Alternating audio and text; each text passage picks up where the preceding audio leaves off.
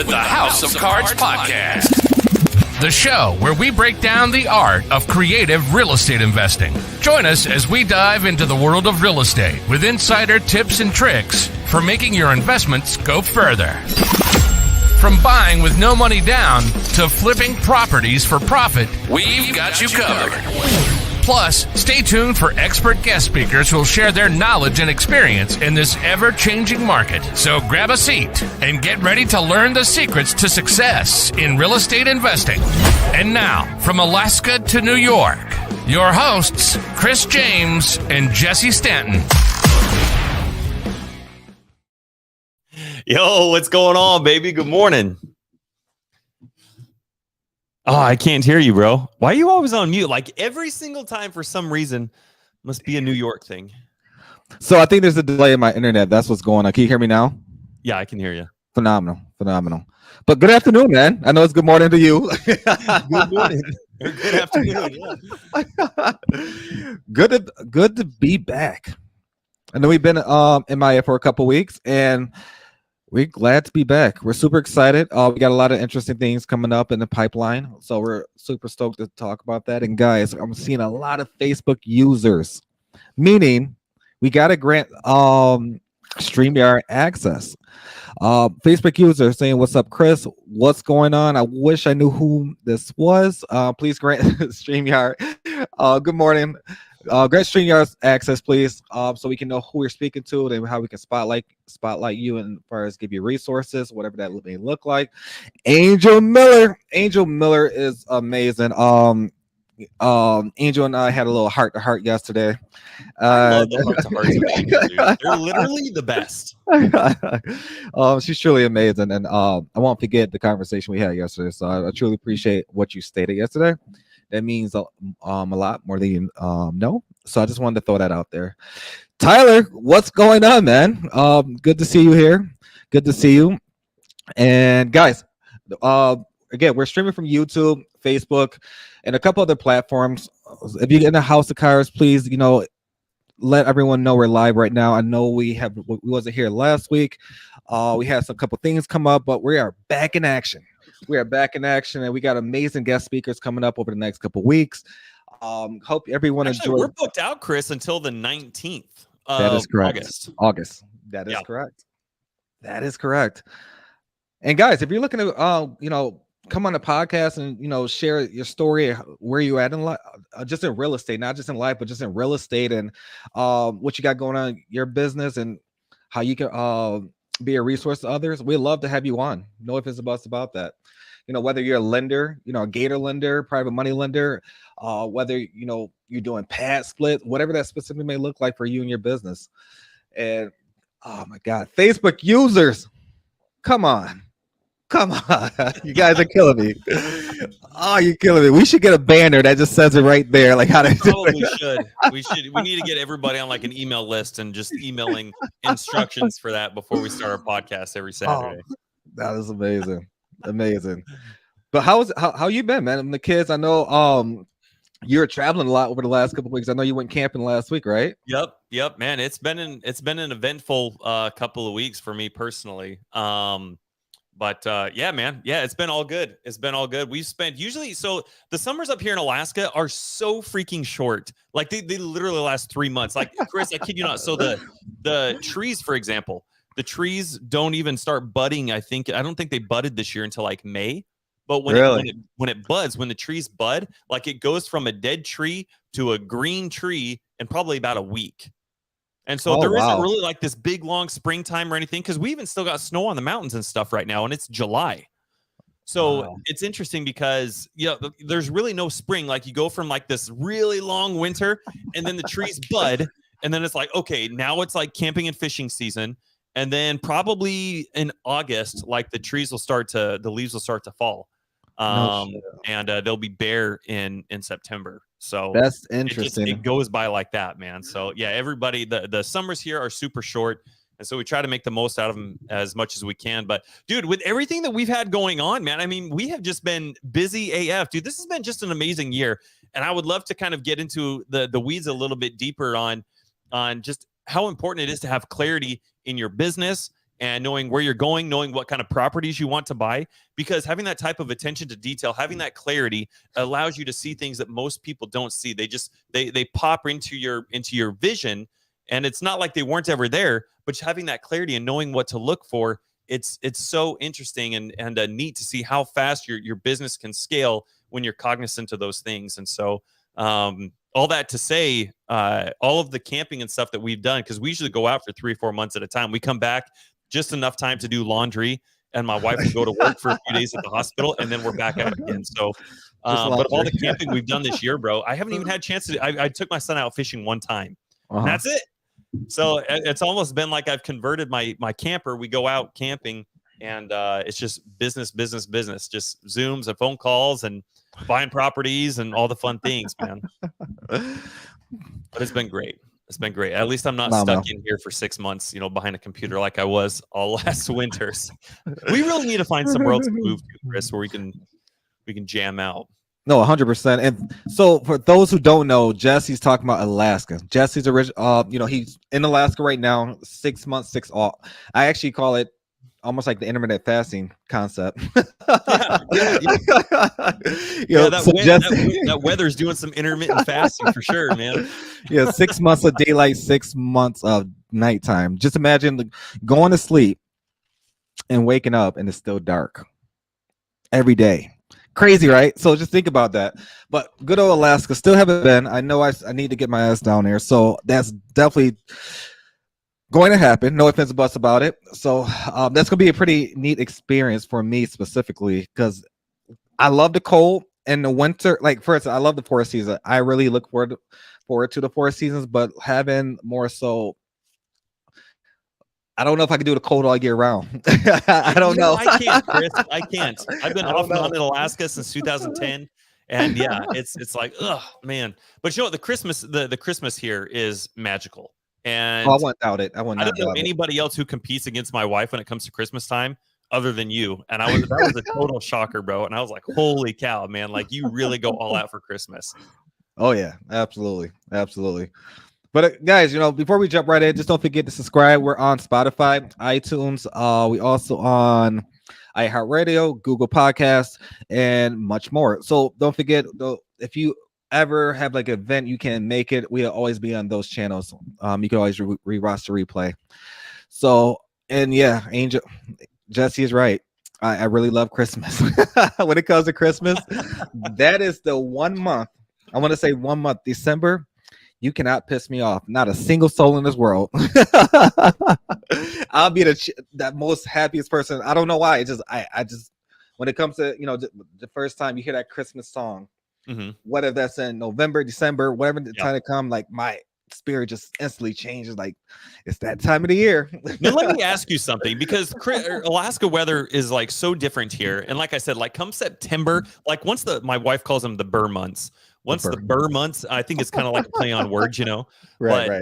Once September hits, dude, like Bing Crosby is like blaring out of my freaking stereo and stuff, man. Like it's just Bing Crosby, and we start Christmas music as soon as the Burr months start. Are you the same way, or do you hold off and then just go all out in December? Oh no. If it started October, so. A little story before I don't want to get too in the weeds on this. A little story. My family still to this day pick on me because before Halloween, my Christmas tree would be up before Halloween. Like literally before Halloween. They said, well, damn, can you let Michael Myers come through the house before you have Santa Claus and all this good stuff? But still to this day, I would literally do Christmas all year. I would. And it takes me a long time to take my trees down. Like in December goes by, January goes by. Yeah. You don't take it down the second quarter. Oh, sure. Exactly.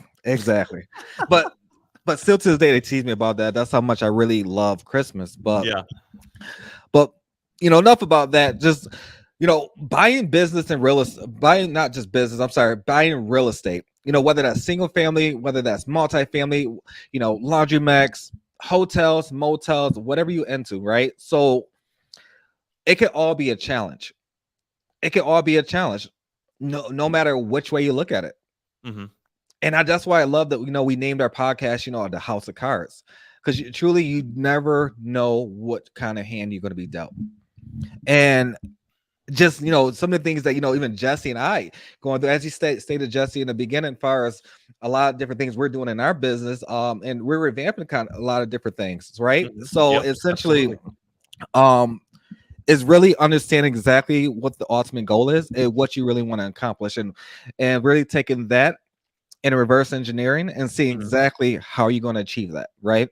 So believe, like, perfect example is what a lot of people reach out to us, right, for the buy properties. A lot of people on a daily basis. Hey, I got this amazing deal, amazing location. Amazing location. That's the key word right there. Amazing. That's how you know it's not a deal. But off of 8 Mile. Right.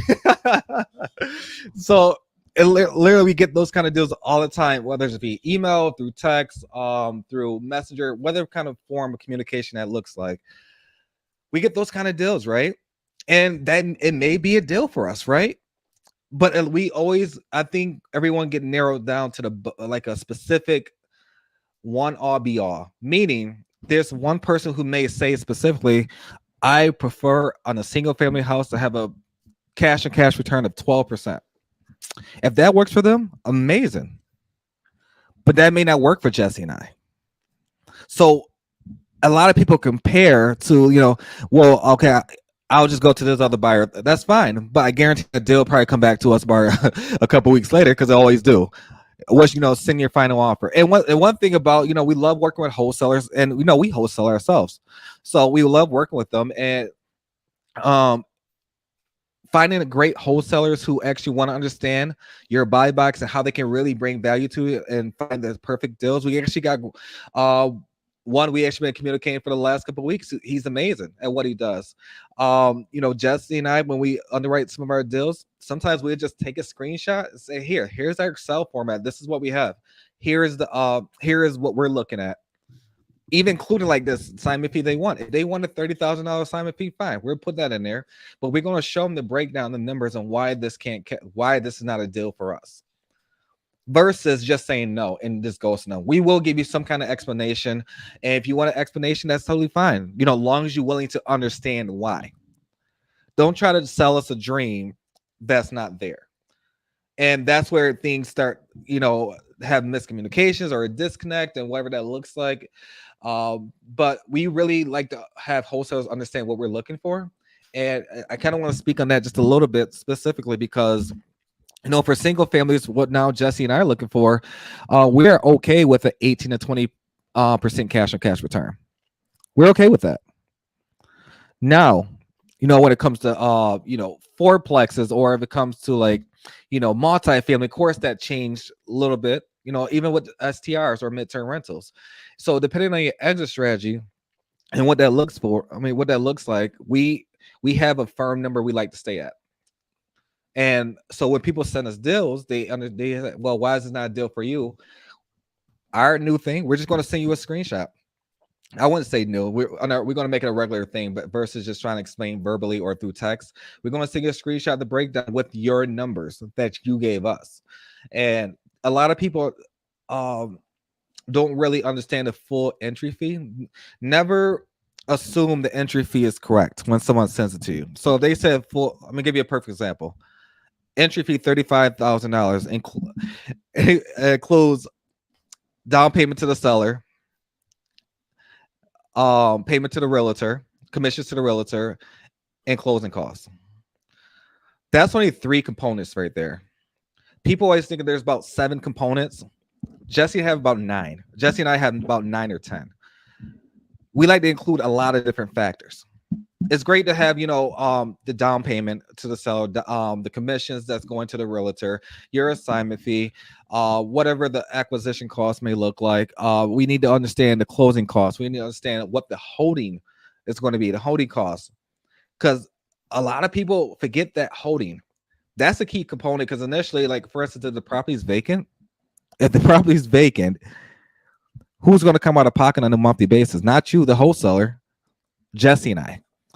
And a lot of people need to take that in consideration, and not just the holding costs, but we have to take in consideration, lending.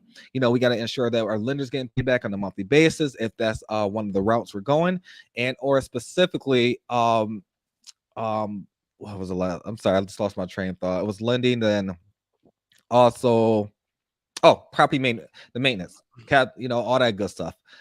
And trying to explain that to I want to just say a wholesaler. I would say someone who's newer to the industry. Someone's newer to the industry, it may take them a little bit longer to grasp that and understand that, especially when doing with creative finance. And guys, I'm only talking about creative finance, not just more so traditional world. Now, do Jesse and I do traditional stuff? Yes, but 90% of our business is more so the creative finance, seller finance, innovations, subject to reps, you name it, we do it all. We love it. We love doing those kind of things because essentially we can spread our money into multiple assets versus putting all our money into one basket. So that's one thing we really love to do, but just really understanding what the entry fee is, and more so, I think one of these days, Jesse and I are going to have a Zoom, and just more so go over exactly what our entry fee looks like what a real entry fee looks like, and what you really have to understand, because we see a lot of posts out there, 15% down entry fee. What is that? What is 15%? You're 15% of the purchase price. Okay, great, but are you adding in closing costs? Are you adding in assignment fees? Are you adding in all these different things? And that's what kills deals a lot of time. Actually, perfect example, Jesse and I are literally going through a deal over in Texas. Guys, if you're doing deals, please understand taxes taxes vary and from state to state, right? So El Paso is a perfect example. Taxes are I won't say skyrocketing. Let's just say this. So Jesse and I never bought anything in El Paso, Texas. Right? And specifically in El Paso, Texas, the taxes there is a significant difference from the rest of Texas. So, and Jesse and I just found this out. It's a 2-hour difference in El Paso, Texas versus Dallas. Did people know? Do you guys know that? Hey, Stacy, good to see you. Did you guys know that? I want to see in the comments, like, if you guys knew that or not. Like, I did not. I just found that out, that El Paso, Texas is 2 hours behind me, and Dallas, Texas is 1 hour. Yeah. I just found that out. I thought that was pretty interesting. But the taxes are outrageous there. It is outrageous. And the taxes can kill deals in Texas. So more so is understanding like exactly what the exit strategy look like, and understanding what's the best outcome for that specific area. Carlin, good to see you, Carlin. Actually, Carlin and James and their entire army. It was like 18 of them. We're competing for the cup. There was a bunch of them, but they actually just walked on one of our properties for us. Last week, I think it was last weekend, or was it the week before? They just walked one of them for us, and they was in the area. The houses are newly built, 2023, and even the newest construction may be the wrong hand. Even the newest construction, the best, it could look amazing. 2023, just built 60 days ago, may not be a great deal. It's just really understanding exactly what the numbers are. And what are the tax rates? I know Virginia is 7%. Do you remember that offhand, Jesse? It was 3% of the appraisal. So taxes on some of these properties we're looking at are up towards like $1,200 a month for property taxes. Correct. And these are like single and duplexes, and you're talking about quads. They're a little bit more. You're talking about almost $1,200 to $1,500. So you really take that in consideration when buying property. Just taxes alone it varies from state to state. Never assume. Always check, with that specific local title company or county realtor, whatever you want to do specifically. But that was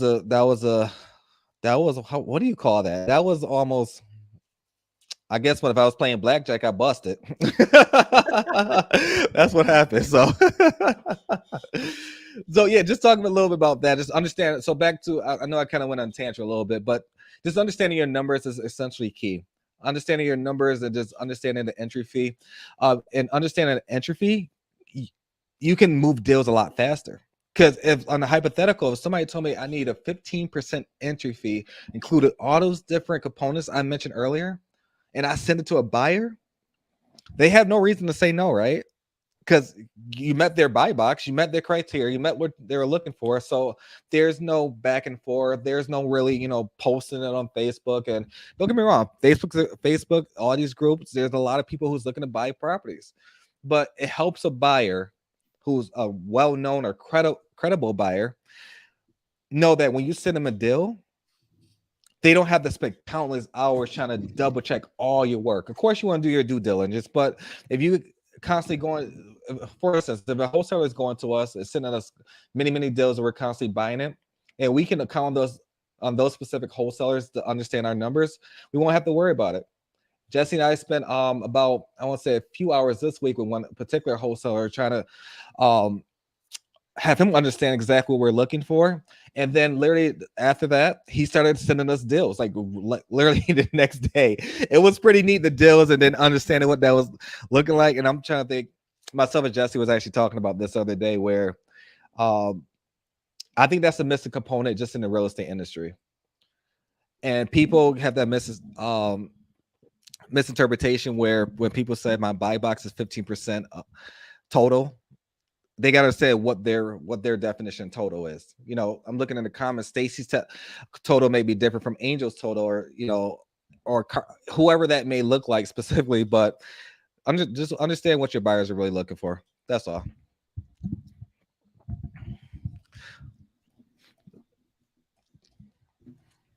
So I do want to go into more so what Jesse and I are looking for. So Jesse and I are looking for, if you guys are single family houses that you can't move, let us know. We're buying creatively. We're buying pretty heavy right now. We're buying extremely heavy.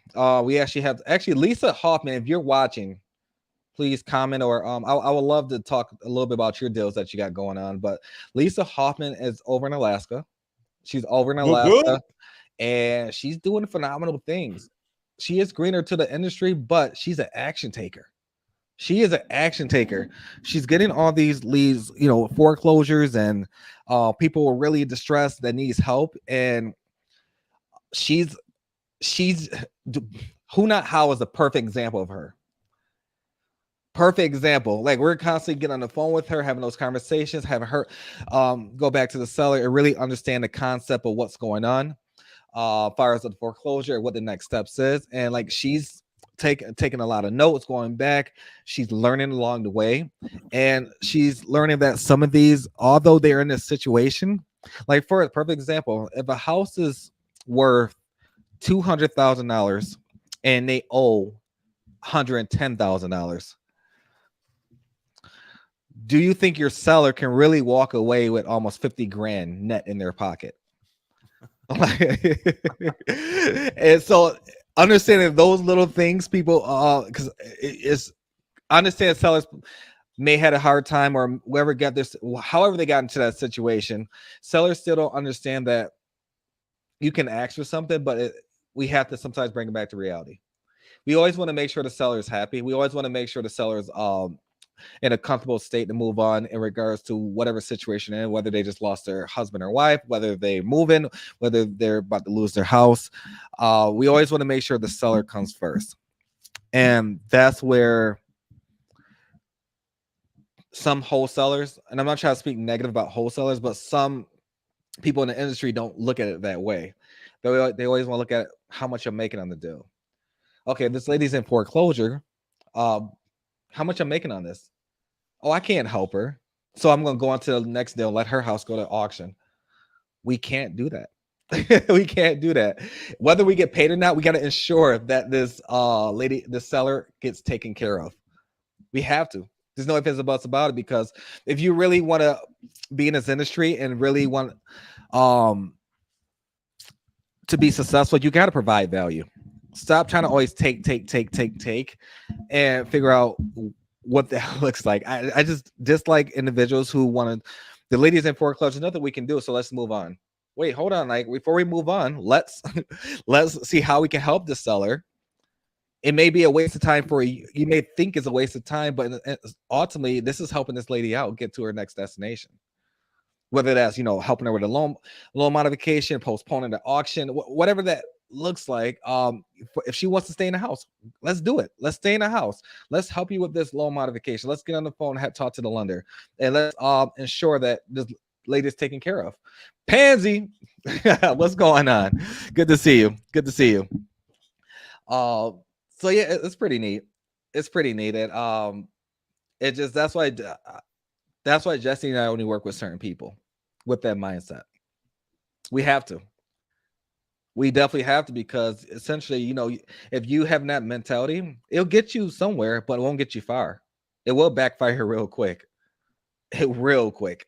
And then it's going to catch up to you where it's going to put you in a bad situation. But if you're always given value, it's going to return. Whether you see it or not, it's going to return. So, Jesse, what are your thoughts about that? I think you made a good point, dude. Like a lot of people, Greg, what's going on, by the way, buddy? Thanks for being here, man. Hey, guys, let me put Greg back up here. We did a not to like deviate too far real quick, but we did a podcast episode with Greg. And if you guys want to know your fastest way to a deal, if you guys are still struggling to get your first deal, you need to go hit up Greg Clark right here. Go find him. Look at, see, that's his Facebook profile right there. Go shoot him a freaking message and say, hey, Greg, introduce yourself and say, Jesse sent me. I would love to see where we can, make some money together and, lead with value. This guy is doing some amazing things. He's making a lot of money and he's helping a lot of people. Phenomenal individual. I've had the pleasure of knowing Greg now for 3 years. And it's been absolutely an amazing relationship. I love you, Greg. Thanks for being here, buddy. But no, seriously, if you guys want to know your fastest way to a deal, like go shoot Greg a PM on Bookface right now. Go hit him up. Thanks for being here, buddy. But no, I think it speaks. I think the mindset speaks volumes. When somebody approaches me, and the first thing out of their mouth is, hey, how much money we're going to make on this? That literally tells you everything that you need to know about where their mindset is. Are they concerned with you? Are they concerned with being a value to you? Are they concerned with being a value to the seller? And, more often than not, that's not the case. Or that is the case. Or it's not the case. Gosh dang. And it just speaks volumes to people. And people get on Facebook and they criticize, they condemn, they complain. Like I see that, dude. And Chris, you see that. Oh yeah. And it's crazy because they're putting it out there for everybody to see. And it's like, okay, cool. Yep. I'm never going to connect with this person. I'm never going to do deals for this person. I'm never going to go out of my way to do deals for this person. It's so, even if it's, oh man, it's crazy. Even if the person who's complaining isn't like dropping specific names or anything like that, that just the fact that they're willing to do that speaks volumes to the integrity and character of that individual. And just the fact that they are so concerned with the past that they can't even, they don't have the attention to detail or the tenacity to press forward through whatever obstacle it is that they're going through. And, look for these opportunities, find these bunnies, help, find these other opportunities to get in here and to help people and to lead with value and to, strengthen that servitude leadership, so to speak. So, I just want to throw that out there, dude, because I think when people, I don't think enough people, think about that. And when it comes to partnering and JVing and making money with other people, when I see stuff like that, like I've got my own little black book on my phone, dude, that is like, all right, this person is blacklisted. I definitely don't want to, I don't want to be around those types of people, man. You got to be so freaking cognizant of the people that you're surrounding yourself with, especially when it comes to wanting to do big things and, having a clear vision on who you want to align yourself with. Oh, 100%. 100%. I love that you brought this up because we started talking about, investing in real estate and having an idea on what it is that you're wanting to do. And you gotta have, I think most people, especially when it comes to like setting goals, they're kind of running around like chickens with their head cut off. You know, come the end of the year, come November, December timeframe, when Chris is listening to Bing Crosby and decorating his Christmas tree, everybody else is putting together goals. And for a lot of people, you know, they want to escape their W-2. They want to make $5,000 a month, or they want to make $10,000 a month, or $20,000 a month, or $100,000 a month. And they're putting goals for where they want to be at by like December 31st of the following year. Or in 12 months, this is my 12-month goal. This is what I'm going to accomplish this year. And what happens as soon as January hits, they're running around doing everything. They're running around like chickens with their head cut off. I had somebody reach out to me. I think it was this week, as a matter of fact. And they were like, "Hey, Jesse, I've been doing this for 5. What was it? Hold on. What was it? It was 5 months. I've been doing this for 5 months, and I have tried door knocking. I have tried cold calling. I've tried texting. I've tried driving for dollars. I've tried doing like the probate leads. I've tried doing the for those of you guys who aren't in sub 2, for those of you who are in sub 2, you know what the Lonza method is. For those of you guys who are not in sub 2, basically the Lonza method is just a way of getting into Facebook and just connecting with other people, other wholesalers who are doing deals, and helping them convert those dead leads, you know, over to creative or whatever. So anyway, this individual listed like 5-6 different things that they have tried over the course of the last 5 months, and they aren't getting any traction. And right off the get-go, for everybody else, you guys probably already picking up where I'm going with this. You know, it was pretty apparent why that individual wasn't necessarily getting any traction, and it's because if you take the average of all the things that they were doing, they didn't pick one thing. They didn't have any clarity on one thing. And for a lot of people, including myself and Chris, when we first started, we didn't know any better. We were like, oh my gosh, hey, if I want to go make a shit ton of money, then I just need to go make a shit ton of chaos. And so you get in this trap of having to do thinking that you have to do everything. You have to be the one to pull the list. You have to go find PropStream. You have to want to do the market analysis and figure out, where should I invest? Where should I not invest? What type of list should I pull? Am I pulling pre-foreclosures? Am I pulling vacants? Am I pulling divorce? Am I pulling fire damage, water damage, whatever? And once that person starts collecting all this kind of stuff, they're like, they spend another month or two trying to figure out, what CRM do I use? What dialer do I use? And they spend so much time in Facebook asking all these questions, trying to get everybody's feedback. But that's the thing. You're going to get feedback from everybody, and everybody has their own preference. Everybody has their own style. Everybody has their own thing that works for them. And so really the best thing that anybody can do is to exactly shiny object syndrome. Shiny object syndrome. And most people think that, hey, I need to go out, and if I'm busy, then I'm going to be successful. And that's not the case. It's not the case. If you end up, think about it like this. Let's pretend for a second that nobody knows what football is. Let's say there's only a few people that know what football is. I want to metaphorically create a comparison here between football and business. So a lot of people who are in like the W-2 realm, who want to start a business, there's a huge mindset shift that has to happen. You can't go from thinking like a W-2 to going in and being a business owner.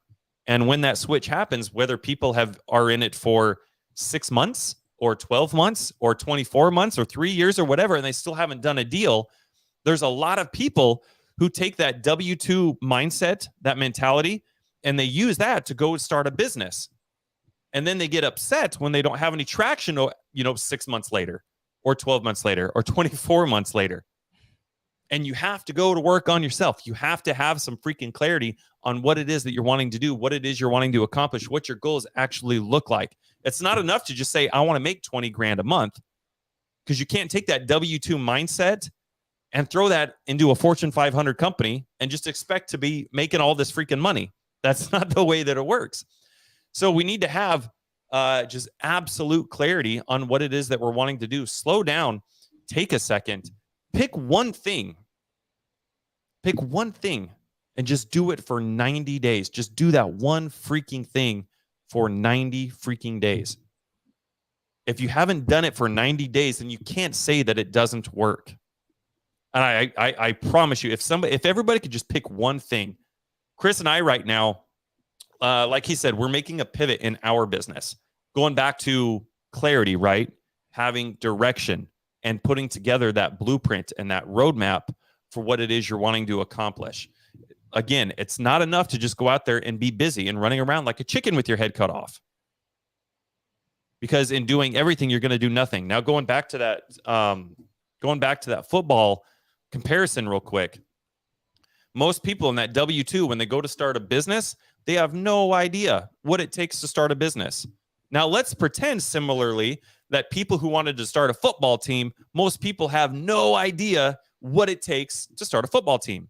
They don't really know the rules about football. They've heard of it. They see people play football, but they really don't know, anything about the game, or let alone how to start a team or anything like that. So again, metaphorically speaking, let's say you wanting to go start a football team is the equivalent of also you wanting to go start a business.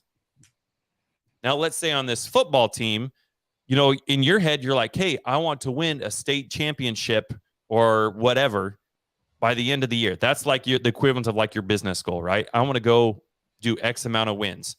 And so I'm going to spend this year, come January, I'm going to go do everything I can to make sure that I have a winning football team. And in your head, you're like, hey, I have to go do everything. I'm going to need to come up with the plays. I need to get a playbook. I need to spend some time working on all the plays. Oh, but then I've got to go spend some time out in the front yard learning how to be a defensive end. And then you spend a little bit of time on the YouTubes learning how to be a defensive end. And then the next day you're like, oh, hey, you know what? I need to learn how to be a center.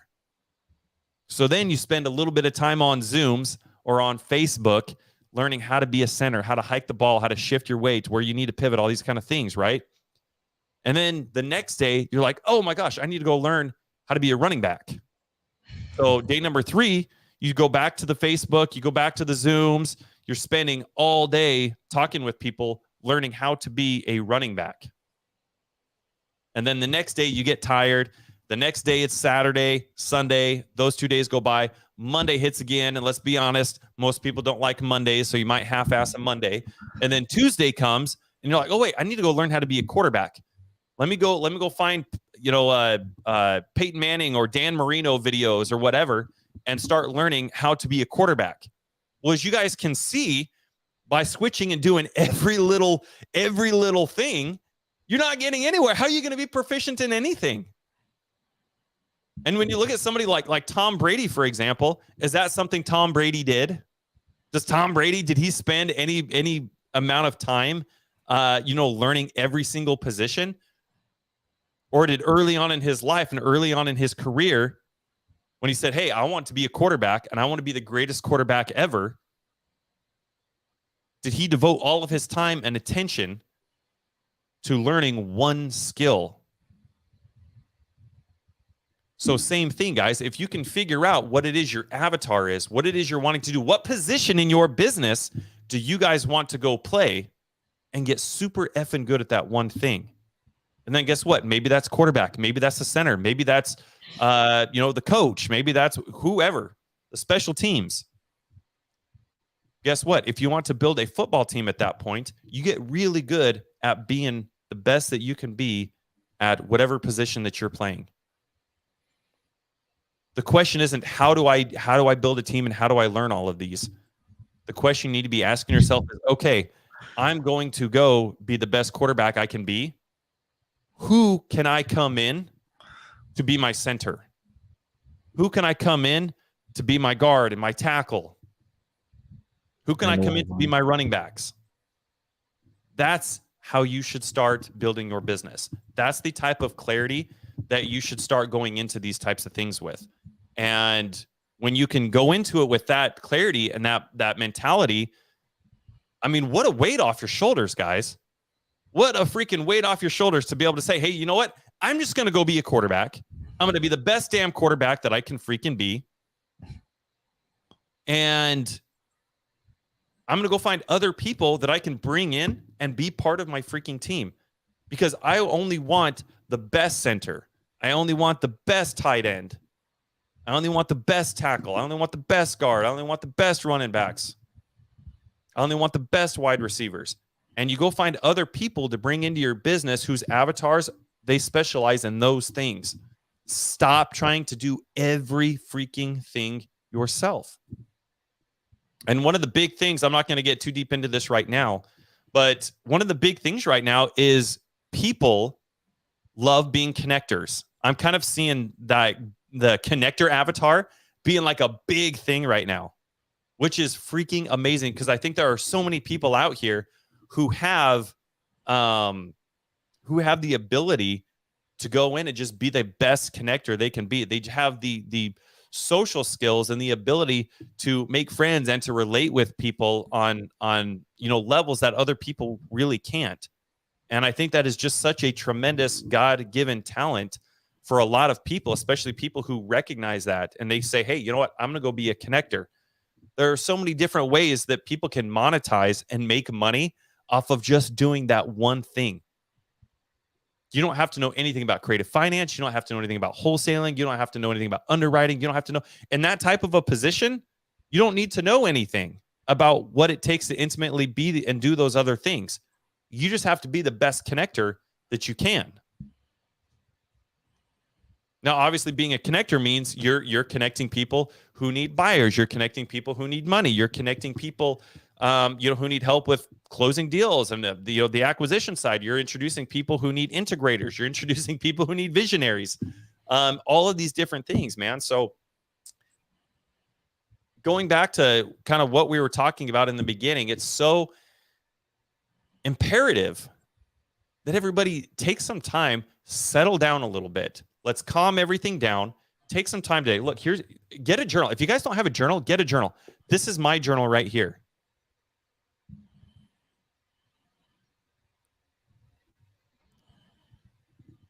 Oh, 100%. I would compare that analogy, Derek, to what about too many chefs in the kitchen? I would compare that to like when you start putting a team together and everybody wants to be the quarterback.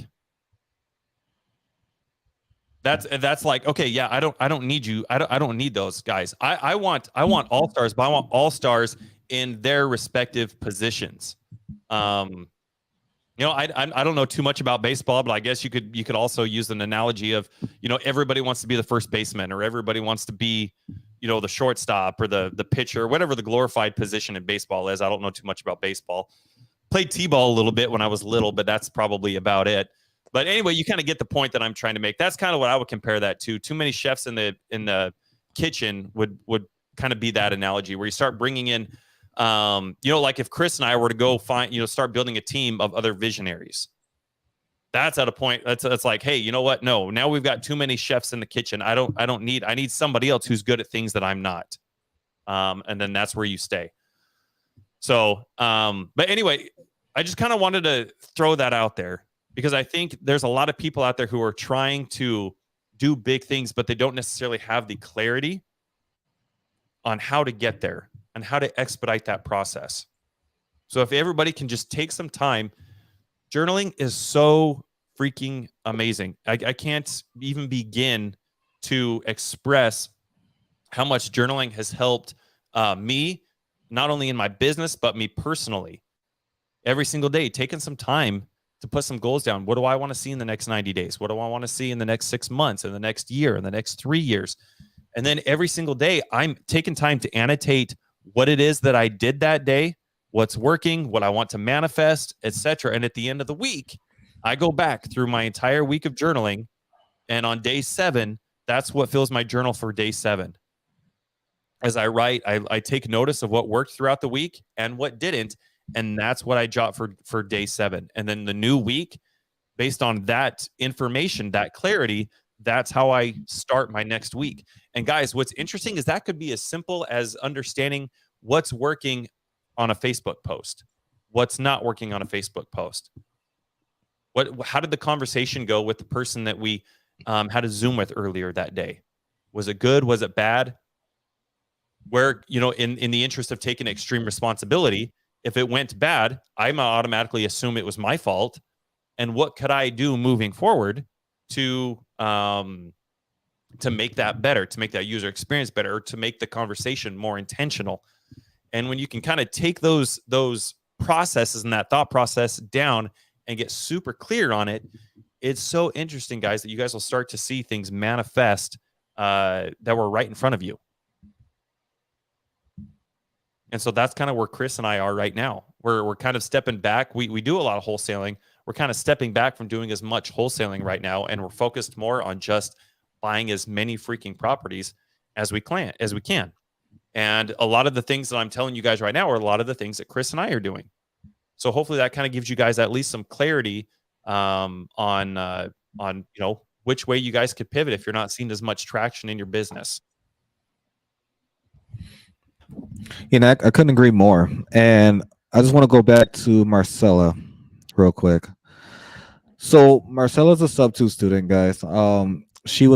She opened up about a couple things on her Facebook posts, within the private sub-2 community. This is a perfect example where she almost gave up. She almost gave up, and our entire community wanted to ensure that she was okay and not giving up. Because you will get to those times where you feel like, you want to throw in the towel. You really do. I think we all come across that time where, like, okay, I'm going to go back to doing a W-2. I'm going to go back to doing this, where we're comfortable. But there's going to be a lot of obstacles, and I just want to say I appreciate you being very vulnerable in the private sub-2 group community. I truly appreciate that. Not a lot of people would have made that post. Not a lot of people. And I just want to say, I want you to reach out to myself right after. I'll shoot you a PM and with my direct cell phone number. I would love to hop on a call or a Zoom with Jesse. I just want to see how we can really be a resource for you and whatever that looks like. So I just want you to really understand that, like, we're here for you. There's no sub-2 student left behind. No if it's a bus about it, or just no one at least in our facility more so. And thank you for just sharing that. What's that? Sorry, I just wanted to hammer down on that. Like Kristen just pulled that out of his ass. That's actually a slogan in our company, NSLB. Yeah, 100%. No sub-2 student left behind. So thanks for being vulnerable, and a lot of people will be timid to even post something like that. So yeah, just feel free to reach out. I will shoot you my direct cell phone number. I would love to hop on the Zoom, and all the three of us can just, understand exactly what you need and see how we can actually help you get to your next destination and be a resource for you. I truly want to just say thank you for just posting that. Not a lot of people do that. Paul, thank you for the opportunity to grow the community. Yeah, absolutely, 100%. Community, you must be in a community. No, you have to, because I would not know Jesse today if I wasn't in this community. I don't think I would be in this area right now if I didn't know Jesse today. Because initially, like, my people who don't know me, right? They don't know I come from a hospitality corporate background, right? 7 years as a GM in a corporate world and 3 years as the director of operations, running several restaurants. That's a game changer from leaving that W-2 and having this entrepreneur life and having employees and having all this other different stuff. It's a different mindset. I can't clock in and clock out like I used to. I can't do that. I got to get my ass up, stop complaining, and, show that one. So when being a leader, people, this goes into a little bit what I was going to talk about a little bit later, but I want to talk about it now just a little bit. Being an entrepreneur is not easy. Whoever said it is, actually, I can't. I don't know one person that ever said it was easy. Not one successful person I know said it was easy being an entrepreneur. But if you do say that, I truly want to bring you on and understand how that was possible. Just how. Because every successful business or a successful entrepreneur that's well known failed many times. Not once, not twice, not three. They failed many times to get to that point where success is key. They know how to overcome their objections, go through whatever obstacle that looks like. Jesse and I go through obstacles every single day. Every day, right? It's a matter of how you handle them. What is the next steps? How can we not prevent that from happening last time? It's a lot of different things, right? And Carlin, the only place you should throw a towel is in the wash. So you can get that bitch squeaky clean. Yes, the best one-liners, bro. I love that, Carly. I love that. I'm actually gonna save that one. Got to screenshot that one. That's good. That's good right there. But no, absolutely. So just when becoming an entrepreneur, you're going to have a lot of failures, a lot of obstacles, and that's good. What it is uncomfortability. That's all it is. It's something you really never faced before, or technically you didn't want to face it. And now that you faced it, how are you going to get through it? And if you are that entrepreneur who have employees, they're leading on you, right? So don't take that frustration out on them. Maybe bring your employees or I'm not for sure. I'm just saying employees from the background of a corporate world a little bit, but bring whoever you're working with, whether it's 2 of you guys, whether it's 18 of you guys, maybe have a meeting and see how you guys collectively could get over that obstacle and whatever that looks like. Maybe there's 18 different ideas out there where at the end of the day, Jesse and I, we're super transparent. It's no gray areas. It's always black and white when we're communicating with our team. We let them know specifically, hey, this is what's going on. These are some of the ideas we're thinking about. What are your thoughts? Because if you really want to have a successful company or a successful path, you can't do it alone. You have to you just can't. That's why the words employees, I don't treat it as that. I rarely say employees. I get my family members all the time. Oh, how many employees you have? I don't have any. I don't treat them as that. We're all here for one common goal, because without our team, we can't get to the ultimate goal or objective. We can't. If we're looking to make $300,000 a month, I can't do that alone. Jesse can't do that alone. Pace can't do that alone. Grant Cardone, they can't do it alone. OnlyFans. That's the only way you can do it alone. I thought about OnlyFans. Give them a little toe or something like. But you just can't do it alone. It's just more so you have to really understand what you're trying to accomplish, and who, not how, is the biggest thing. And once you find those individuals who really want to be around you, not be around you, but have the same alignment, there's feetfinder.com. Somebody just put in the comments. But really understanding, you got to have that core. Stop holding stuff in. You could be a CEO of your company. You could be the operations manager of the company, but the CEO is nothing without the entire team. Nothing. That's why when I'm speaking to a lot of people and doing public speaking, I rarely say I. They sometimes say, Chris, good job on this. Great. No. That's not just Chris.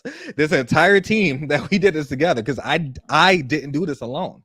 And a lot of people don't understand that. Well, why do you do that? Well, I would be nowhere without these, without my team. So that's the way, the concept that's in my head, and that's what I always live by. Versus there's a lot of industry people who is always, oh, I did this. No, you didn't. Who helped you along the way? Don't leave those individuals behind, because there's a lot of people that's behind the scenes that do a lot of the work, a lot of the work, right? Perfect example, Cody Barton. A lot of you don't know Cody Barton is Pace's business partner, Pace Morby's business partner. Cody Barton does a lot. He don't post much on social media. He's here and there, but Cody Barton, he does a lot. He's literally Pace's backbone. No ifs, ands, or buts about it. And Pace, he mentioned it many times. Cody does a lot of stuff behind the scenes.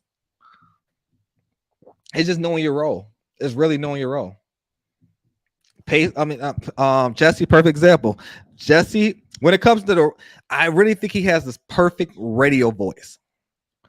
I really think he should have like a nighttime. I've been working on it since I was a little boy. I really think he should have like a nighttime show. I don't know, some kind of like nighttime, late night kind of talk. And everyone knows that Jesse has a mouth on him. So, I think that'd be a perfect case. It can't be daytime show, but it had to be nighttime. And he's a great communicator, right? He's a great communicator. He's great with his articulations, his delivery. A lot of people like that, right? Versus me, I'm not really I don't like being in the front, like marketing. I don't like that. Jesse loves it. He loves doing videos. He loves doing this. He loves doing it. Me. I'll turn my camera off and do this entire thing right now without a camera. Just hear my voice. That's just me, right? It's great to know what you like and what you don't know. What you like and what you don't like to do, because essentially you can find other individuals who love to do that. And it goes back to the who, not how. So I just want to say he really does. He is the voice. You should go on the Voice. So those who don't know, Jesse actually sings too. He was in a band, I believe, with James, Carlin's husband, if he's on here. Yeah. I didn't sing though. James was the voice behind that one, man. He's the okay. He's the pretty, yeah. Yeah, who not how, man. When you can't sing, 100%. You go find a singer, right? Absolutely. But no, it just, I didn't mean to like go on a tantrum a little bit, but I'm glad when I saw her name pop up, her face pop up on the screen, I'm like, I have to say something. Something was telling me I have to say something. But again, thanks, Marcella, just for sharing your story, and just being vulnerable with the private Facebook community, because we have over 10,000 people in there, right? So that could be very intimidating. Just to like want to give up, because trust me, before I got into real estate, actually, when I first got into real estate, my back was against the wall. And I didn't know what that looked like. I didn't know how I was going to pay my next bill. I didn't know. But transparent, there's two individuals I won't ever forget who, one, motivated me in the beginning of my real estate career, and two, ensure I didn't give up. And that's why I say, we all have our, and again, I'm not trying to say my story's just going to trump yours or anything. I just want to say I can relate to what you went through or what you're probably going through right now. And I'm pretty sure everyone is either watching or going to watch in the future is probably going through something right now that we don't even know. The most successful people in the world are going through stuff we don't know.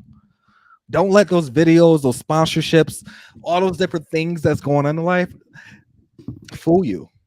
You just never know what's going on with people. And a lot of people say, oh, the more money, the more problems. That is true.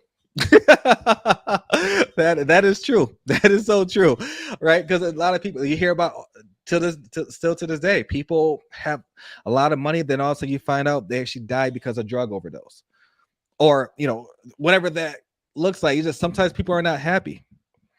They're probably having some kind of form of depression. They're going through something with their family. There's a feud going on. You just never know, right?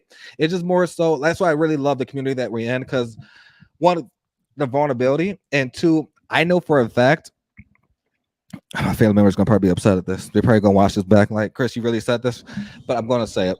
So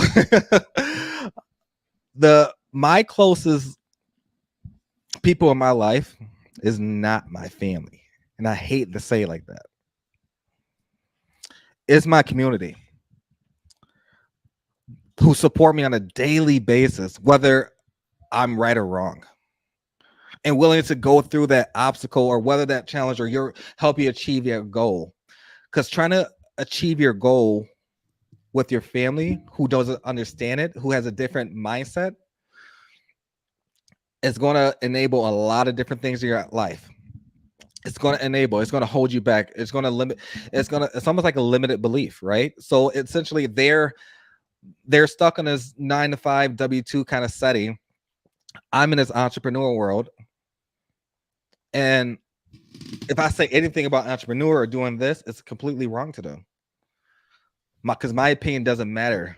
They're so stuck in the world of W-2s. And 1 month ago, I didn't know where I was going to be, but I decided to take the step and write it for it. I'm glad you took the step. you I love this because it puts you in an uncomfortable position. And Jesse and I talk about this all the time. Every day we got to push ourselves to be uncomfortable. Being uncomfortable puts you in better positions. Because if you're comfortable, you're not doing something right. Comfortable is working a 9 to 5. You're comfortable. You know what to do. You're waking up. You have your normal routine. You're going to the shitty job that you don't want to do. And then you leave that shitty job. You got the same rule. If you got kids, you're making dinner for the kids. You put them to bed. Then it's routine, right? You don't want to do that. You definitely don't want to do that. And Angel, you're right. Money is about. It has to be about. That's the quote of the day, right? I love that. Because if you think money is the only way, you said what? I gotta take a screenshot of that. I love that. It was great. Yeah, Angel. absolutely. Tanner just said it Matrix as well. Yeah, 100%. So it just to bring this on home more so, don't ever give up. You're going to hit a bunch of obstacles. Maybe too many of them, but you're going to hit them. You probably go hit your 9th obstacle. Like, damn, like how many obstacles is here? But I promise you, it's a light at the end of the tunnel, even when you don't see it. Even when you don't see it, you got to stay strong and more so open up and just say, hey, I can't do this alone. What is the next? Who can I reach out to that can help me get out of this? What does that look like? We have over 10,000 people in that Sub2 private community, and a lot of people on here is not actually in the community. But if you join our House of Cards with Chris James and Jesse Stanton, there's another community right there that has a mixture of Sub2 students, Gator students, and also if you're Cody Sperber followers, he got Clever Investor students as well. So there's a mixture of all these different students or people who's a little bit I wouldn't say more experienced, just a couple more chapters ahead of you. That is it. So you can always they can always be a resource. Jesse and I can always be a resource. We give our phone numbers out to a lot of people, and a lot of people don't use it because either they're nervous to reach out to us, or they think we're just too busy for them. Yes, Jesse and I are busy. However, we don't want to see you miss out on the opportunity. We don't want to say, if you have an opportunity and you want to say, hey, Jesse, I've been trying to get in Chris and Jesse. I want you to call me 4 times in a row. I want you to call me 4 times. Like, hey, I got this opportunity. I really don't know what to do. Can you help me with it? I will give you a call back. No ifs and buts about it. I'm not saying I'm going to answer right then and there, but I guarantee you, once I have time, I will ensure that you're not left behind. I know I had a habit, especially when I first got into not just real estate in general, like before real estate, just in my hospitality restaurant industry phase, it was hard for me to get back to people. I'm doing a lot better. I'm right there where it came. 3 months, I didn't know anything about the stuff. Thanks, Jesse. And Chris, Carlin, and James and I are closing our first property together in Lost. That is correct. In New Mexico. That is correct. Freddie, so a little bit about Freddie. Freddie, maybe Jesse, you want to speak to a little bit about this as far as how Freddie got into the industry and didn't really know much, but he's about to close on this first opportunity. Yeah, dude, this is one of my favorite stories, bro. For everybody, like, take a second real quick, stop what you're doing and listen to this. This is the standard of how you, especially if you guys are connectors. If you guys are watching this or will be watching this and your avatar is a connector, then let me share this story with you. This is my favorite story of all time. So Freddie is an individual, an amazing individual. I love everything about this guy. And him and I got connected through Carlin. And I didn't know anything about him.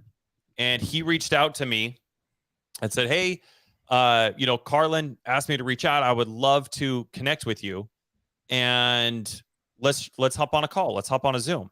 It's like, dope, dude. Let's do it. Okay, cool. So here's what was really interesting, because that was kind of the only exchange that we had before jumping onto a call. And this was phenomenal. This was really awesome. It was right after Chris and I had just started our Facebook group, the House of Cards, and he noticed that it was a brand new Facebook group. And so we kind of started doing a little bit of investigating. I don't know if you call it Facebook stalking, but Freddie, I'm going to call it Facebook stalking. You were stalking us. And he found out a little bit about us. He was watching us. He found our content and was like, dude, you know what? I love what these guys are doing. I love what they're all about. I see the vision. And obviously, this is a brand new Facebook group. I would love to be part of this. I would love to ride this wave. I would love to be involved and be of service any way I can. And when we hopped on a call for the first time, he introduced himself and said, hey, you know what I did? I created you guys a Discord group because I figured that could help complement what you guys are doing. I noticed your Facebook group was brand new. And so I created you guys a Discord group that you guys could use and continue utilizing those two in conjunction to provide a better user experience for the people in your guys' groups. And I was like, oh my gosh. Like, I just want to hammer down on that right now. Like, that is the pinnacle.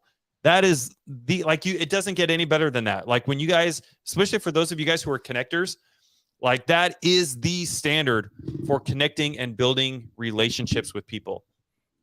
And what was really neat about that is I've never heard of anybody doing that. I've never, I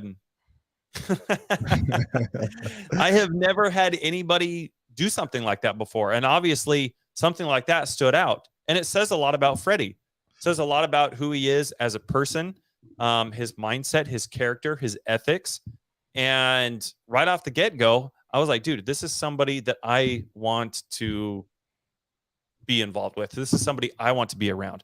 And he didn't even know anything about real estate at the time.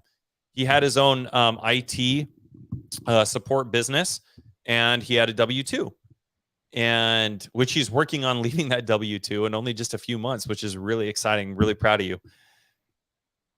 And anyway, he without knowing anything about real estate, he jumped in to this isn't a plug or anything, but he jumped into my coaching program. He jumped in I think during the second week. It's an 8-week thing, and he jumped in during week 2. And a lot of the stuff that we talk about in the program is a lot of the stuff that Chris and I talk about here. It's a lot. So there's a lot of stuff that we talked about today, as a matter of fact, that we talk in the program. And it was neat to see Freddie come in and just take this information that he's finding here on the podcast and the program and in Facebook and just networking and leading with value with other people. And he went and did his first deal without knowing anything about real estate. Nothing. 3 months ago, all this guy knew about real estate was how to spell it. And now he's going to be a homeowner. And he's going to be a homeowner without utilizing any of his own money. He didn't utilize any of his own credit, nothing like that. He simply learned a set of skills that are replicable, that are what a lot of these successful people are doing. That's what's neat about this whole thing, guys. I love Carlin's statement. The only thing you should be throwing the towel in is the dryer. Amazing. Because it doesn't matter who you are. It doesn't matter where you're born. It doesn't matter the resources around you. It doesn't matter who your family is, who your friends are. None of that shit freaking matters, guys. What's awesome about this entire thing is anybody can do this. Now, some people, it takes longer than others because sometimes they're just not as cognizant. They're not intentional with their day-to-day. And sometimes it takes doing a bunch of things for 6 months or a year for a lot of people to realize, oh, hey, what I've been doing doesn't work. And so I need to pivot. So the sooner you can realize that, the faster you will start seeing results.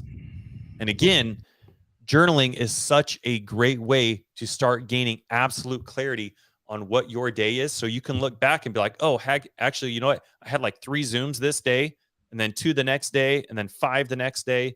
And I didn't do anything with them. Like I just wasted 12 hours that week on Zooms, and I didn't do anything with it. Not only did I not do anything with it, they weren't in alignment with what I'm trying to go. It was cool to be there. And so it was neat that you could see somebody like Freddie without knowing anything, be able to take these skills. A lot of people these skills, these habits, and things that people are implementing and being intentional with and being consistent with. That's when you start to see the traction. That's when you start to see the needle move. But when you're self-centered, when you're absorbed in your own mind of, hey, what is my fee going to be? How am I going to benefit from this? When it's all me centered, Even when you're networking, when you go and approach somebody else and you're like, hey, let me tell you about me. This is what I'm trying to do. That's the wrong mindset. And again, sometimes it takes having those same conversations for 6 months or 12 months or 24 months to realize that, hey, what I'm doing isn't working. Okay, well, let's go back and review some of this stuff. What kind of Zooms were you in? What were the conversations about? How much did you talk about yourself versus how much did you talk about the other person? Anytime Chris and I are ever in a Zoom, the entire thing, I want to know about the other person. I'm not concerned with me and Chris. I want to know about what it is you're trying to do. What are you trying to accomplish? How can we come in and make money together? How can I come in and serve you? And little tweaks like that make all the difference. And you'll start seeing opportunities. You'll start seeing relationships in a completely different light when you can approach things from that perspective with those goggles on. So I just wanted to leave that with you guys. Freddie, I appreciate you, bro. I love you. I think this is just so freaking awesome, man. And I am just beyond proud of you. And I'm very thankful for your friendship and to be aligned with you. So thank you, bro. Thank you. And thank you, Carlin, for the introduction. So she says I'm an introvert. I have social anxiety. So the less I have to speak to people, the less my brain hurts. A lot of people do. A lot of people have that. I still to this day have that. Don't know why. When social anxiety, like me personally, I'm a homebody to the fullest. I am the home. I 7 days a week, I could stay home. I'll be great. I'm in heaven. But like if I'm going somewhere, I'm thinking like, damn. Like what if I say the wrong thing? What if they don't like me? What is that? It's just a lot of stuff start going through my mind. Now, have I been to a lot of meetups? Have I been to a lot of conferences and all that good stuff? 1,000%. But still to this day, and exactly, Freddie, you just nailed it right there. That's exactly what I do. Embrace the uncomfortability. That's exactly what I do every single day. If they ask me today, Chris, you want to go speak at a conference? Yes. Oh, there's going to be 1 million people there. Oh, really? I made second guess it, but I'm gonna show up. I'm going to show up and do what I have to do, right? So essentially, you have to put yourself in uncomfortable positions. You have to. Derek Walker, good to see you, man. Derek, I'm gonna try to put him as there you go. Derek Walker, guys. If you guys not connected with Derek, he's a phenomenon, and I love his accent. He says he can cook. I don't know if that's true or not, but I have yet. A lot of people say they can cook, but I don't know if they can microwave or what that really looks like. But you're talking to a chef over here, and when I say I does this on a daily basis, I does this. But no, Derek is a phenomenal guy. He's in the real estate industry. Him and his business partner Pam, they're amazing. He said I can cook and grill. All right, well, let's have a little competition. Let's go live and have a little competition, real estate competition. I think we should get everybody in one place and have a cook-off. That'd be phenomenal. That would be awesome. I'm pretty hungry that'd be right pretty now, neat. too. Would you guys like to see that? That'd be pretty neat. We all like having like one centralized location, maybe Florida, Arizona, wherever that may look like, but fly in. Do like a mastermind or something, and Chris and Derek cook for everybody. And Derek, I'm very competitive. I'm just throwing that out there. So I'm not holding back. If you drop a utensil or anything like that, I'm not going to stop. The timer's going to be on. But yeah, that'd be pretty neat. A little cook-off, friendly cook-off. It won't be friendly during that time. I'm just throwing that out there, but we can have a little competition. But no, it's pretty neat. But good to see you, man. Always great to see you and great connecting with you, like always. But yeah, no. So today was more so, buying real estate itself can be challenging, right? You will come across situations that you didn't see. You just didn't see it. It looked like a phenomenal deal in the beginning. Then you get towards the end, you got all these different nuances that happen, and you just got to overcome them and see what the next steps look like. And now we know what not to do in the future, right? So it's just, you got to stay positive about a lot of different things. You have to, because if you're so negative about every single thing, that situation is not going to get better. You're gonna be dealing with that same situation for years in and years out, trying to figure out what the solution is. Versus, let's find a common ground and get this to the finish line. So that's why, I'm always smiling. I'm always like positive about literally every single thing in life, even the worst kind of stuff. Like, stay positive. Things are going to work out. Things are always going to work out. It's pretty neat. That's I'm very blessed to have a business partner with as well. Jesse Stanton is the only one Jesse Stanton I know, but very blessed to know him and actually be his business partner. And the first time we met at Pace's house, I knew something was gonna come to fruition. But look at this, it happened, baby. Look at this. It's how you pivot. Michael Kim, I love this dude, man. Michael Kim is amazing. I'm just throwing out there. So Michael Kim, right? He just recently cut his hair. Dude, you know what's crazy? Because I thought Michael Kim didn't have any hair. I thought this entire time that he didn't have any hair. Michael Kim cut his hair. Oh my god. It was like almost down to like his almost down his back. It was long as hell. But he cut it. My guy. Dude, he would have passed for like a Metallica stand-in or something, man. Like, he could have gone on stage and filled in for James Hetfield from Metallica or something. Nobody would have been any the wiser, dude. I had no idea that Michael had freaking hair, bro. Crazy. 18 years, and I could barely get an inch of my head after 18 years. You should have donated that to me. But no, Michael Kim is an amazing individual. Those who don't know him, he's been in the community for quite a while now, and amazing transaction coordinator. He's also buying in Oregon. He's actually doing a couple pretty neat things over in Oregon. So if you guys want to connect with Michael, definitely reach out to him. He can definitely help you with a lot of different things. If you guys are connectors, definitely reach out to Michael Kim. If that's your guys' avatar, Michael Kim is somebody that you're going to want to have in your arsenal. Absolutely. But yeah, so guys, I want to say thank you. Marcella, again, thank you again for just being transparent and vulnerable with everyone in the community. I really appreciate people who do that, because you just never know what someone's going through. You just never know. And I guarantee a lot of people resonated with you. Probably more than half.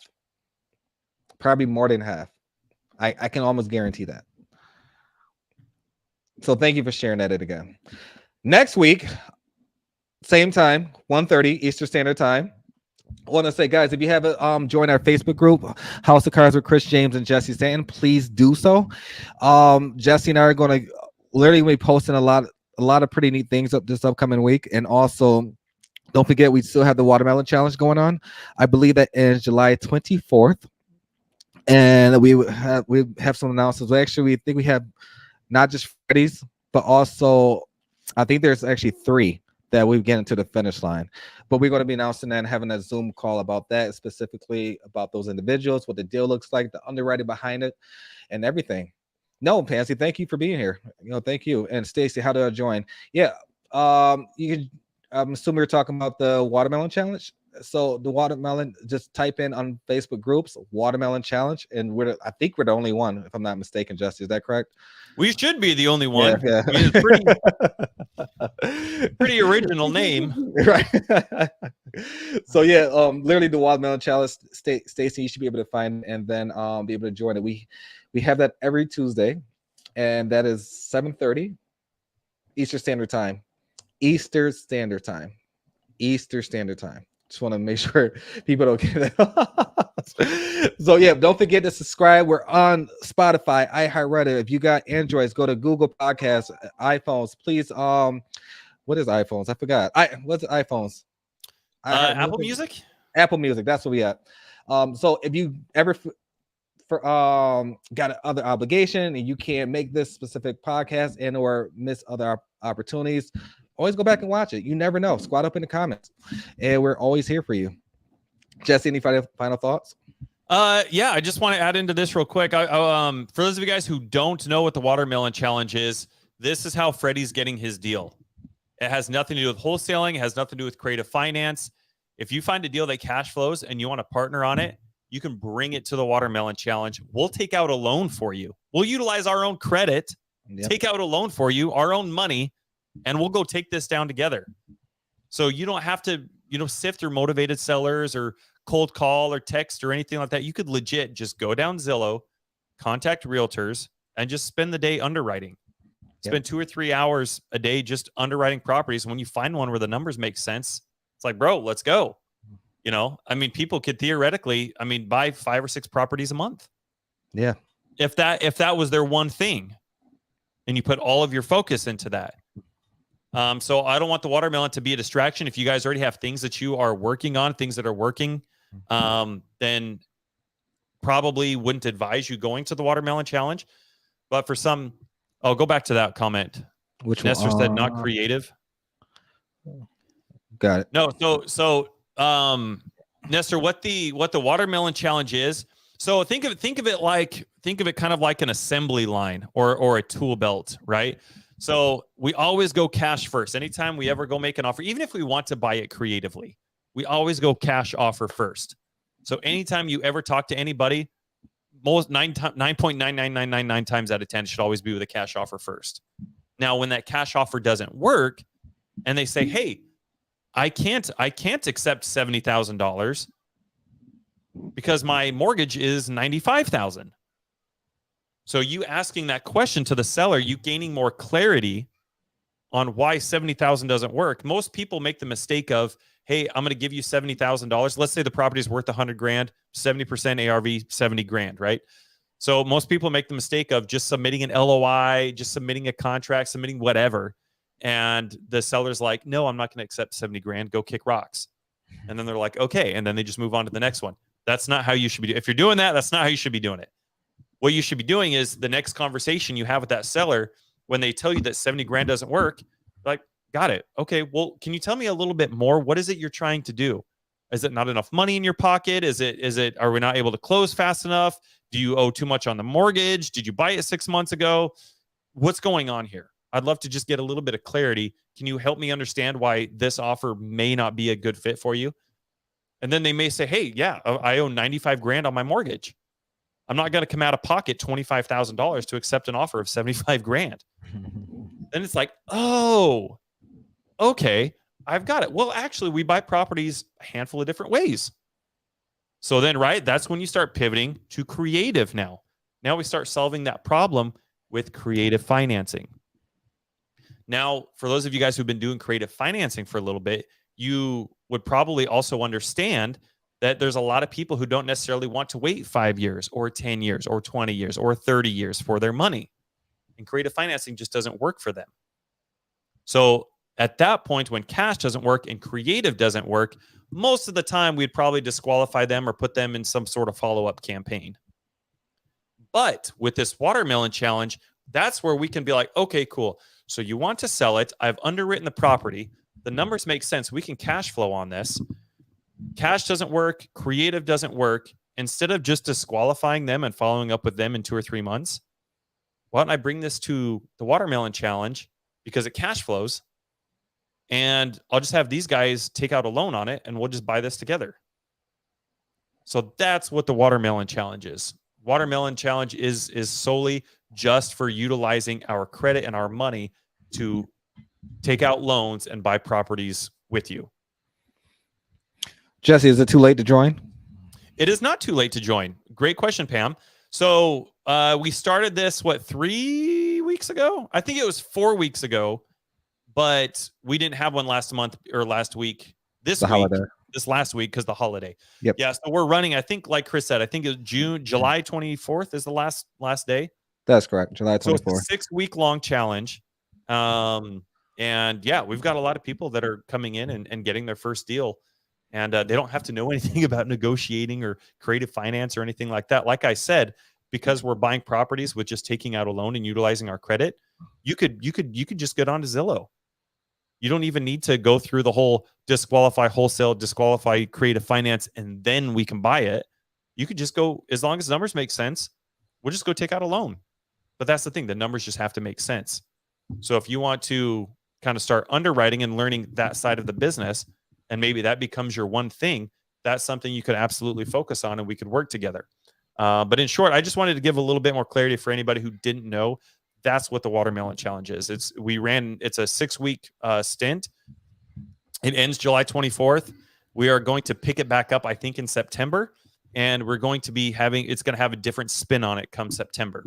So it'll be super, super neat. So I'm really excited for it. But we got some really awesome things going on. But in short, that's kind of what the Elephant Challenge is right now. Is there anything that I missed, Chris, or anything you'd like to add to that? No, I think you hit the nail right on the head. And as you just stated, we're definitely, especially for the next challenge in September, it's going to be bigger and better and more opportunities. Pam asked a great question about, more so the underwriting part of it. So we record all our Zooms. So I think we're on our third Zoom. I can't remember. So you can always go back to YouTube, or if you join the Watermelon Challenge group specifically, if you go back to the second one, Jacqueline actually did a great detail underwriting what that process looked like. And we actually created a calculator for you guys that you can literally take it and plug and play. Underwrite it in less than 2 minutes. Yep. So you would know right away if it's a deal or not. So I think that's a great question. And more so, even if you didn't have the calculator, guys, and the rule of thumb, even before the market was even hot and all that good stuff, Jesse and I, we always did 70% nationwide, right? Because essentially that's a good place to start. It'll at least get you in the ballpark. It's not a rule of thumb saying, hey, every single time this number is going to make sense, but it just gets you in the ballpark to open up the conversation. So if somebody has a property listed for 100,000, ARV's 100,000, then without even knowing anything about the property, you look that shit up on Zillow, they're listing it for 100,000. Right off the get-go, without knowing anything, I've got to come in and offer $70,000. Yeah. So that way you're not wasting a lot of time. Within the first 5 minutes, you can gauge if $70,000 is going to work or not. Instead, most people play this follow-up game and they go do, they get somebody to go take pictures and all these other kind of things. And it's like, bro, you knew right off the get-go, like if you could just have, played with that $70,000 offer to see if they were receptive to it, you could have already known whether or not you're going to qualify or disqualify them. And you could have already talked to 3 or 4 different sellers in the amount of time it's taken you to underwrite this one. Absolutely. So that's the point that Chris is trying to make. Because if you throw out 70,000 and they're like, actually, no, because I just bought this 6 months ago, my mortgage is 95,000. Then nothing else matters. Nothing else matters. Because when it comes to creative, comps don't matter. Nothing else matters. Yep, absolutely. Really, now the conversation is just like, okay, cool. Well, what is it that we can do to move forward on this? What kind of terms are you looking for us to be able to move forward on this? So you can really expedite your conversations if you learn how to kind of qualify and disqualify properly. And yeah, like Chris said, 70% is just kind of what we've been using just to get you in the ballpark, just to know if you're even close. So Stacy asks, is the House of Cards another group page to join? Totally up to you. That is our private Facebook group, House of Cards with Chris James and Jesse Stanton. The Watermelon Challenge is totally separate. Do we post some things about the Watermelon Challenge within our group? 1,000%. But you're more than welcome to join either or both. It's totally up to you. And we can't wait either. We're super excited to see what you got going on, see how we can be a resource. I think your story is amazing. I guarantee you probably be looking back 6 months from now, just like damn, and I was really about to throw in the towel. But great to see everyone here. Love it. Great seeing everyone here. Stacy, no problem at all. And guys, please feel free to reach out anytime. We're always here for you, whether that's via email. We give our cell phone numbers out. It's not a fake number, it's our actual real personal cell phone number. So if we didn't want to get in touch with anyone, we want to give out our numbers. We really want to see everyone be successful. We really want everyone around us to be making money and being successful as well. If your goal for a monthly basis is to make $10,000 a month, let's see how we can do that. Let's see how we can be a resource to make that happen. If your goal is to make $2,000 a month, fine. What does that look like for you? One, I'm just going to let you know, transparent. Jesse and I are very blunt individuals, so we're going to tell you that $2,000. That's not that goal right there is we need to change your mindset a little bit, just a little bit, but because you can definitely succeed much more than $2,000 a month. but it's just worse. So yeah, guys, just feel free to reach out. We're always, if you're going through something or if you're stuck on how to get leads or what that looks like, we have so many resources to let you guys know how to get leads, how to comp, how to analyze this, how to analyze that. And we're not saying we know everything in a book, right? But we have a community around us that I guarantee we could find out whatever question you're looking for. 100%. And lastly, guys, if you guys got any value from this at all, if there was anything that you found that you were like, oh, you know what, that was a gold nugget, or hey, let me take this information and let me go implement it. The only thing that Chris and I ask of you guys, please take this and share this with somebody. Go tag somebody in it who would benefit from hearing some of this stuff, and take that information and go not only share this, but go share it with somebody else. Say, hey, you know what? I want to talk to you about, go find somebody else and say, hey, you know what? We've been talking about our goals. I kind of heard something a little bit on how we should kind of maybe reframe it and get a little bit more granular with our goals, and take that and go share that with somebody. Be intentional, go lead with value.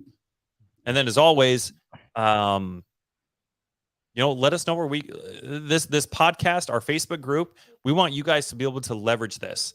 It's called the House of Cards because you never know what kind of hand you're going to get dealt when it comes to real estate. Whether you're fix and flip, whether you're wholesaling, whether you're doing creative finance, whether you're dealing with taxes, you never know what kind of hand you're going to get dealt. And the entire point of this podcast, of our Facebook group, is for you guys to leverage it, for you guys to be able to stack your deck. And with that being said, if there's anybody who is a connector right now, I've made a post in our Facebook group and on my personal page. Chris and I are looking to have a conversation with connectors specifically and see where we can all come in and make money together. So if you guys are connectors and you're sitting here wondering, because I think that's the big thing, is I've talked to so many connectors and they're like, Jesse, I know a lot of people and I've got a lot of connections, but I feel so weird like introducing these people and then saying, hey guys, how do I get paid? You guys like throw me a bone here for spending some time introducing you guys. Like, because I get it, dude. Like if you're a connector, your entire job is to connect people. The more people you know, the more hands you shake, literally, the more money you make, or at least you should be. And I know it's weird when you introduce people and you're like, hey guys, like I want to monetize off this too. I've had a lot of people that even since I put that post out, they're like, you know what? Most of the time as a connector, I get paid in handshakes and hugs. And I, as much as pro handshakes and hugs as I am, I also would love to get you guys paid. So let's just get that out in the open right now. If you're a connector, shoot me a PM, please. And I'm going to send you a link so we can hop on a Zoom. And I would love to hear more about what you have going on, what your business looks like, what it is you're trying to accomplish as a connector, and see where Chris and I can come in and align and start having you make money for the time and effort you're putting in building these connections. Absolutely. That's it. That's all I've got for you guys. I appreciate you. Thank you for spending an hour and 34 minutes of your guys' time today on a Saturday, on a beautiful Saturday afternoon with Chris and I. It really, it means a lot, guys. It really does. We're sincerely and humbly grateful for each and every one of you guys for taking the time to, network in the comments and to, contribute to the conversation and the dialogue. And again, to be here with Chris and I. So please, if you guys got any value from this, feel free to share it. Love you guys. And if you need anything, please reach out.